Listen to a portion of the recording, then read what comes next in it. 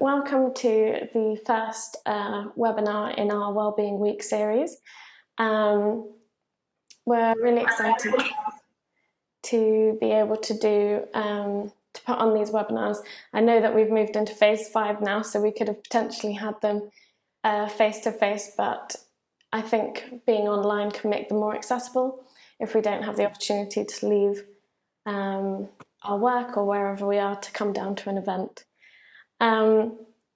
We have 2 more webinars this week. We've got one on Wednesday and we've got one on Friday. So Wednesday's is from Daniel White, who has been an intricate part of building the Welcome Home platform. And Friday's is with Peter Grange and John Hawker, talking about the Better App Company, providing mental health support via app services.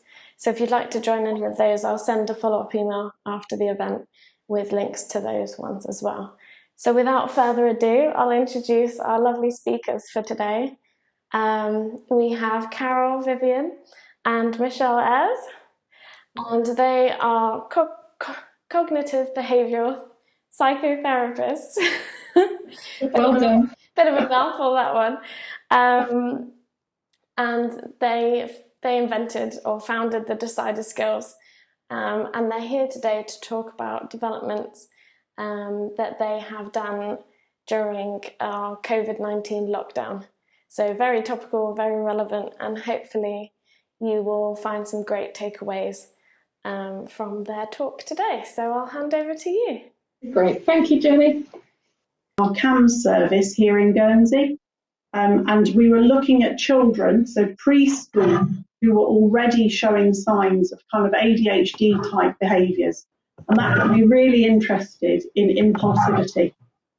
And I'm Carol Vivyan, also a cognitive behavioural psychotherapist, mental health nurse by background. I used to run the old day centre day services at the old Qatar hospital. I also do EMDR, but the main thing I do outside of my work and Decider roles is that I run a self-help website.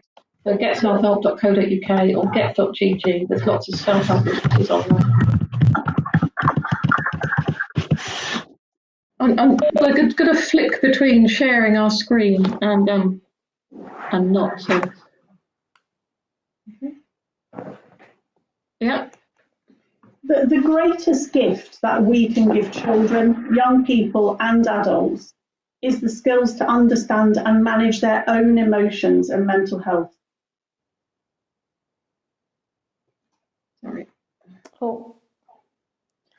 So the Decider are winning strategies for mental health, and it's effective evidence-based skills for everyone. So back in 2010, we developed the Decider within our service, the Adult Mental Health Services in Guernsey. And they are 32 skills based on cognitive behavioural therapy and dialectical behaviour therapy. And it was designed to fill that identified service need at the time.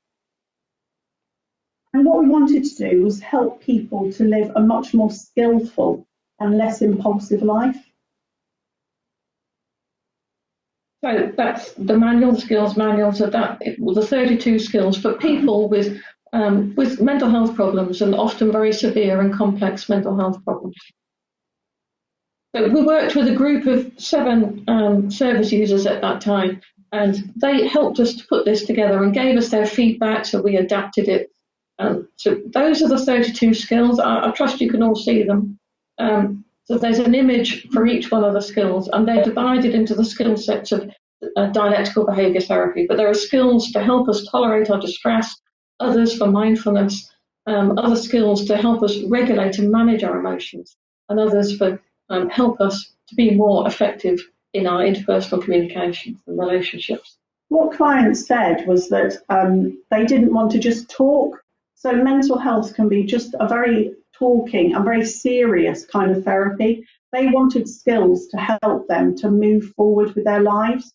And we've pulled on lots of ways of teaching so that people can really remember the skills.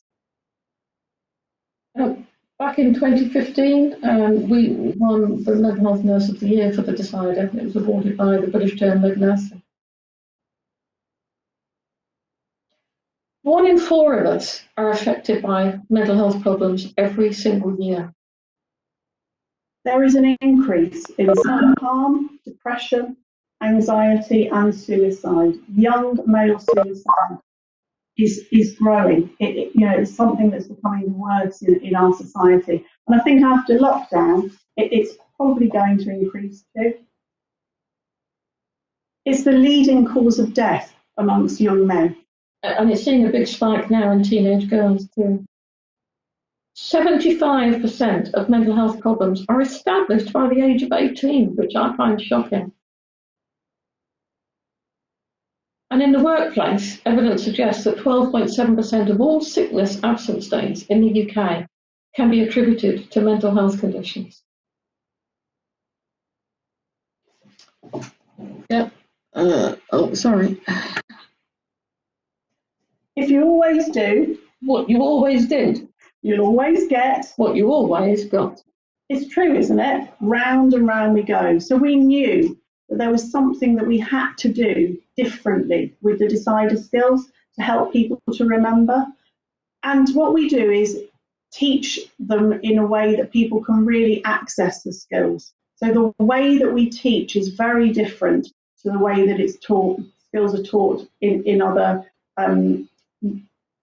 therapies. We embed the skills using teaching styles, props, visuals, music, mime, posters, apps, manuals, handbooks. We offer a complete program. And all the skills are taught in a discuss, demonstrate, discuss format.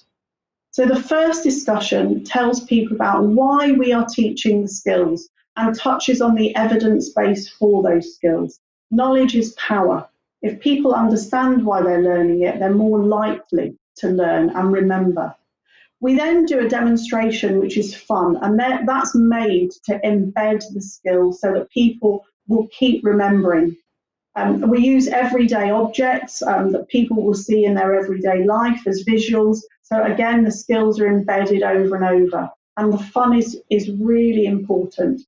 And then we discuss again, how are you going to use this skill in your own life, and when are you going to use it in your own life? So people start to see themselves becoming the person that they want to be.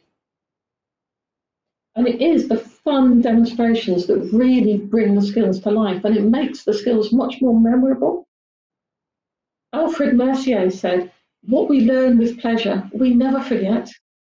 You know, when we think back to our own lives, and it's the emotional times that we really remember, the sad times, but also the fun times, that makes it much more memorable. So we use lots of different props, so each skill has got its own little prop and visual, which helps people to remember. We've got puppets, we've got crystals, and you'll never see a crystal again, you'll never see a helmet again without thinking of the skill that this is used for. And that's really important. So, sorry, I'm going to share my screen again. Neuroscience tells us a lot about how the brain works and how we remember. Neuroscience says it takes about 400 repetitions to create a new synapse in the brain, unless it is done with play, in which case it only takes 10 to 20 repetitions. So it takes 400 repetitions for us to create a new habit, unless you do it with fun, when you only need 10 or 20 repetitions to remember that skill and to be able to use it effectively. So that's why it's fun.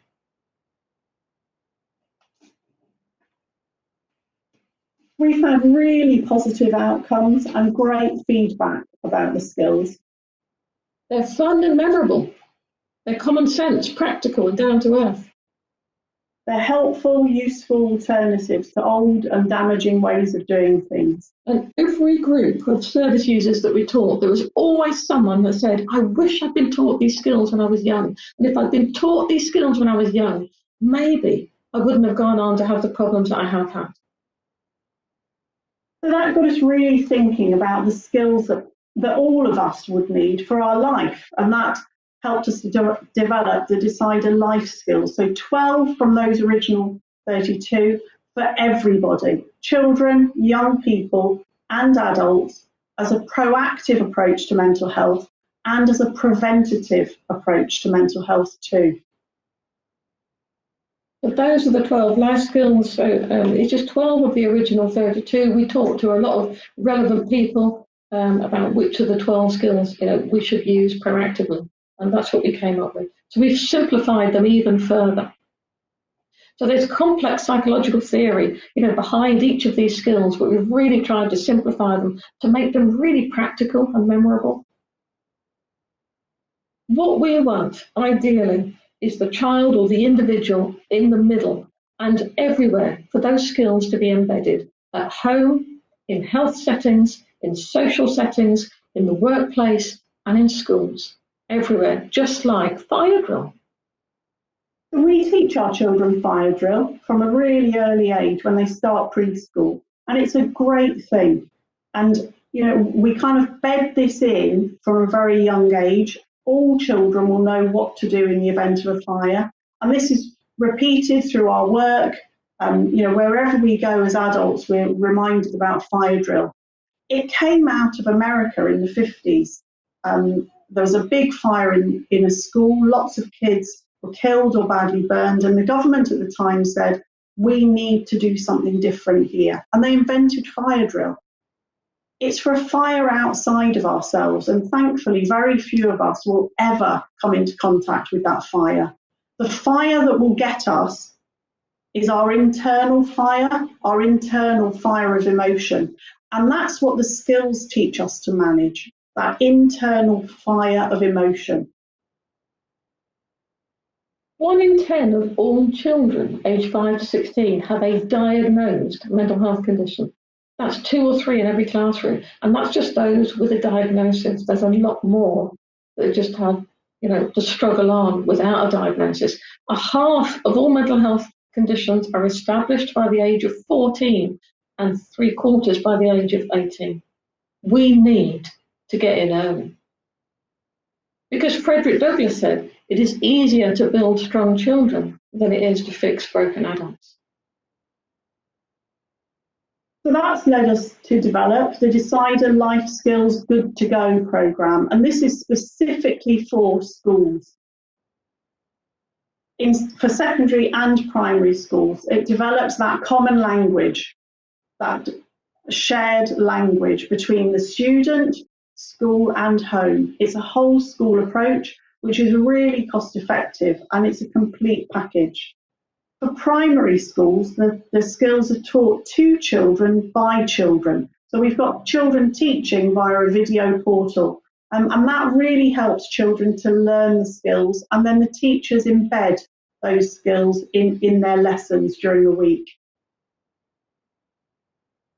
So we're just going to introduce you to one skill. So this skill, all the others are founded on this skill. It's all the other skills fit into the steps of STOP. So it's an acronym, STOPP, and the S is stop. So as soon as you notice, whatever it is that you notice, whether it's a thought or a feeling or your urge to react, just tell yourself in your head to stop. Just pause. Take a breath. What sort of breath? One slow, deep breath. In through the nose and out of the mouth. That's the brain's reset mechanism, because our emotional brain gets taken over. It's overwhelming. We can't think straight at those times. We should just say stop, take a breath. We change our focus of attention. We take a breath. We're now focused on our breathing, and just breathing slowly calms down all our adrenaline response. Observe. And what am I reacting to now?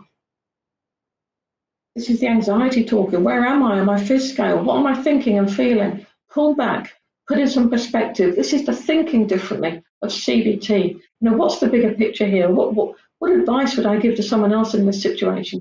Other skills come into here, like, is this fact or opinion? And then P, practice what works or proceed wisely. And that's breaking out of the cycle. Choose another skill. Do something different. CBT, you might have heard about CBT, Cognitive Behavioural Therapy, but it looks at the links between the way we think, the way we feel, and what we do. Because all our early experiences in life help us to make us think the way that we do now. And we get into the habit of thinking that. And because we think something, we have an emotional reaction, we feel something. And then because of those thoughts and feelings, we get this urge to react in a certain way and we do something. But often doing that thing reinforces the way we think. So if I get anxious about going shopping, I think, oh God, I'm going to throw up in the supermarket. So I feel really anxious. So my behaviour is to avoid going in the supermarket. And that just reinforces my anxious thoughts about going to the supermarket. So CBT is about breaking the cycle, learning to change the way we think and change the way we react, our behaviours.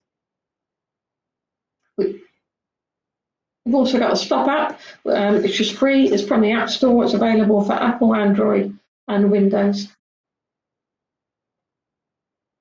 What we do currently is we do loads of work in the UK. We organise big workshops for NHS trusts and organisations. We also have an online training for professionals, so that's for the 32 skills and for the 12 skills of the Decider Life skills. We provide manuals and handbooks. We have the Stop app, and now we have Decider Skills for Self-Help. So we developed the Decider Skills for Self-Help book at the end of last year, and that's available on Amazon. But it was during lockdown that we developed the Decider Skills for Self-Help online program.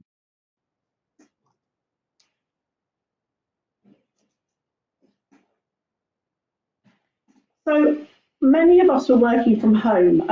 I guess you were, we were. Some people absolutely loved it. And what we saw in our clinical practice was that many people really enjoyed the quiet, working from home, absolutely loved it.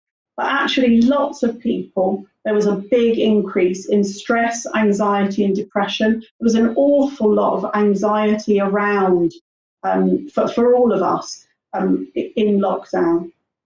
So Carol and I talked about this and we decided that we would make a self-help online course to go with our current self-help book, which was already available, because we thought that people would really be able to benefit from it while they were working from home. And we realised also that many people will probably never come into mental health services or felt too shy to talk about mental health.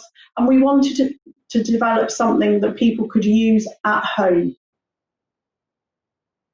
The Decider Skills for Self-Help online course, it's the ability to study and learn in the comfort and privacy of our own home. A lot of people, for confidentiality reasons, don't want to, go to their GP or go to a therapist face-to-face.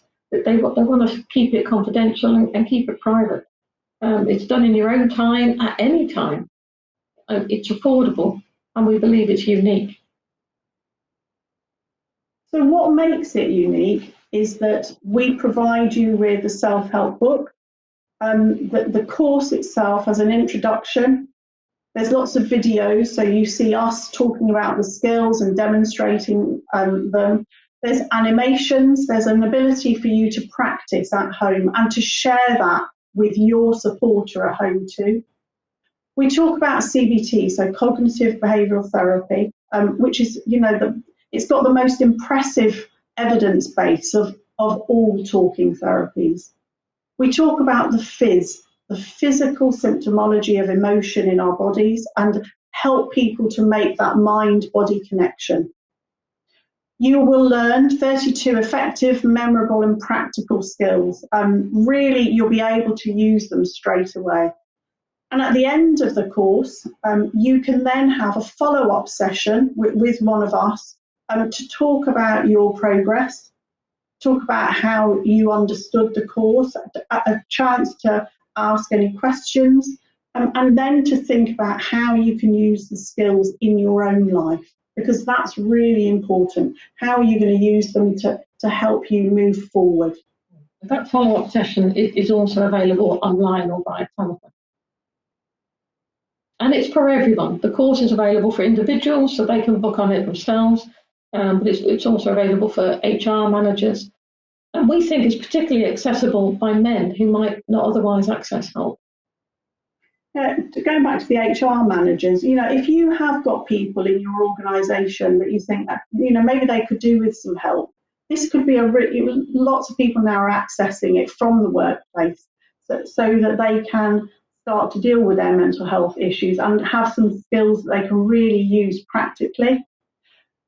Our big vision, I guess, is to be able to help particularly people in prison. So lots of people in prison now have got access to computers.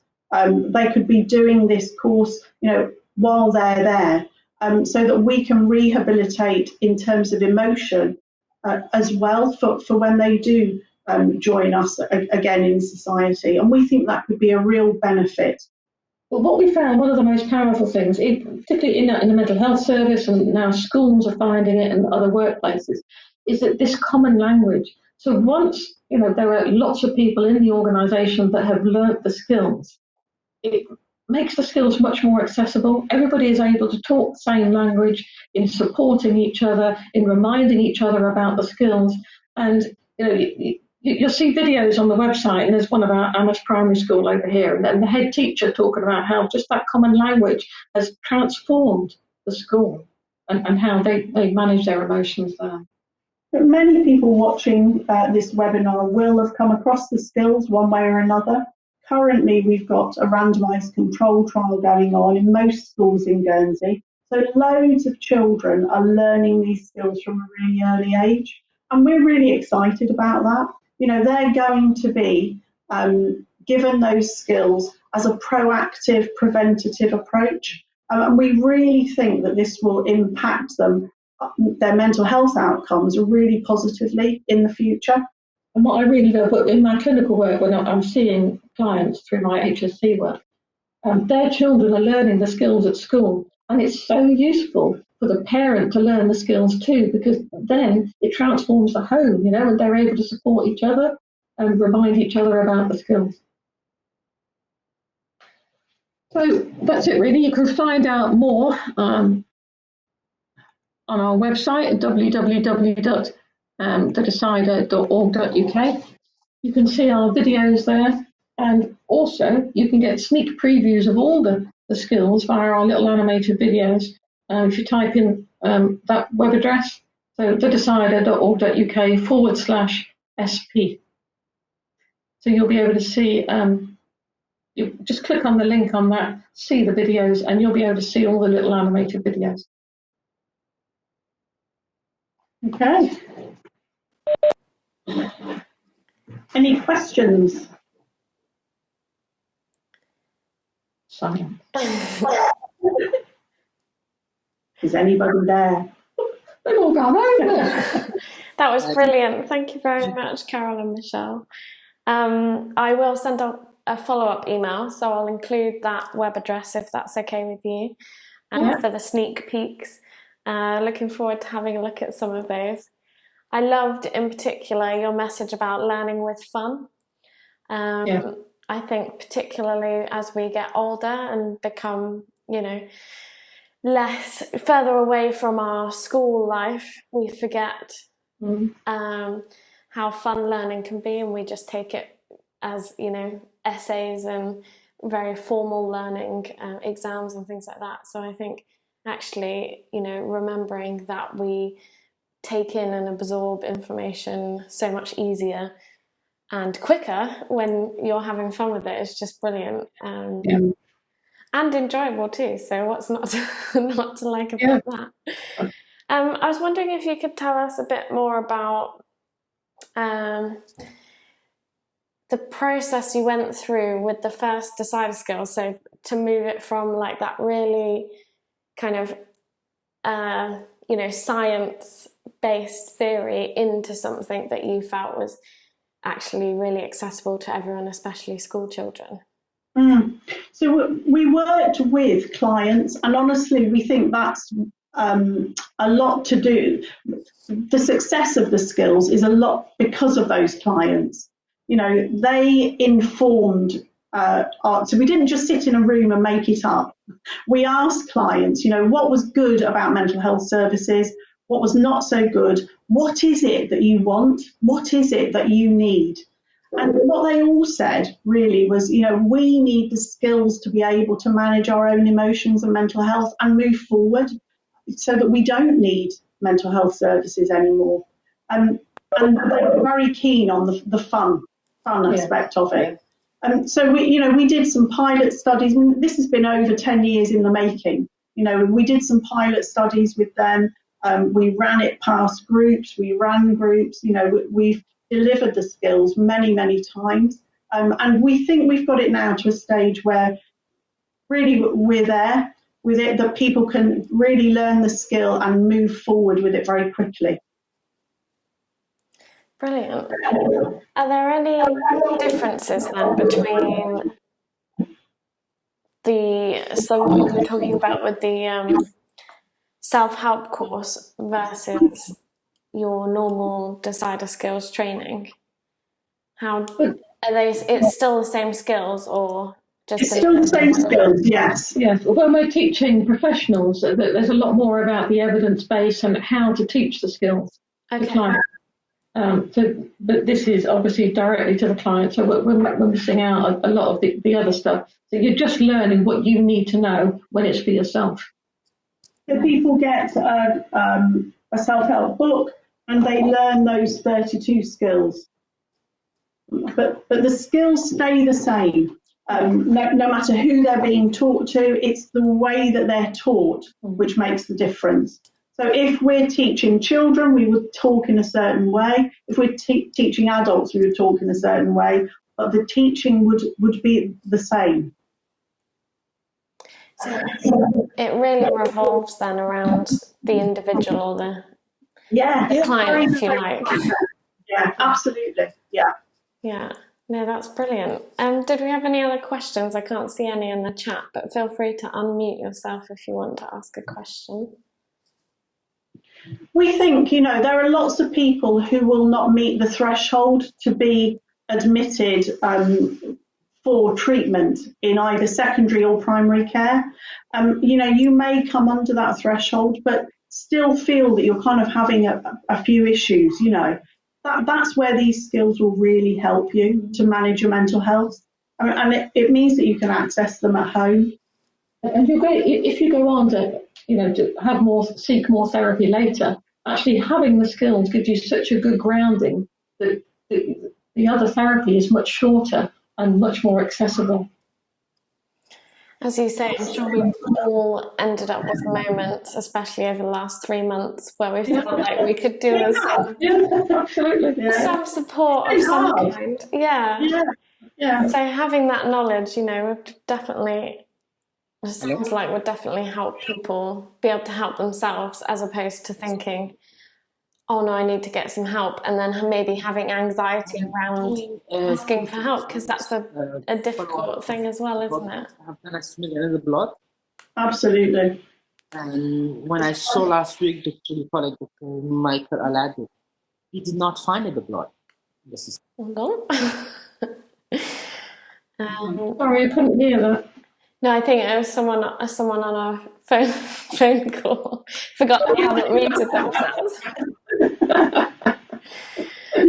Okay. Well, I think if there's no more questions, we'll wrap it up there. But you can always email us if you get some after. Yeah, that's awesome. Perfect. Thank you. Thank you so much, Carol and Michelle. That was absolutely brilliant. Yeah, really informative. And thank you everyone for tuning in. And we'll see you soon. Okay, thank you. Bye-bye. Bye. Bye.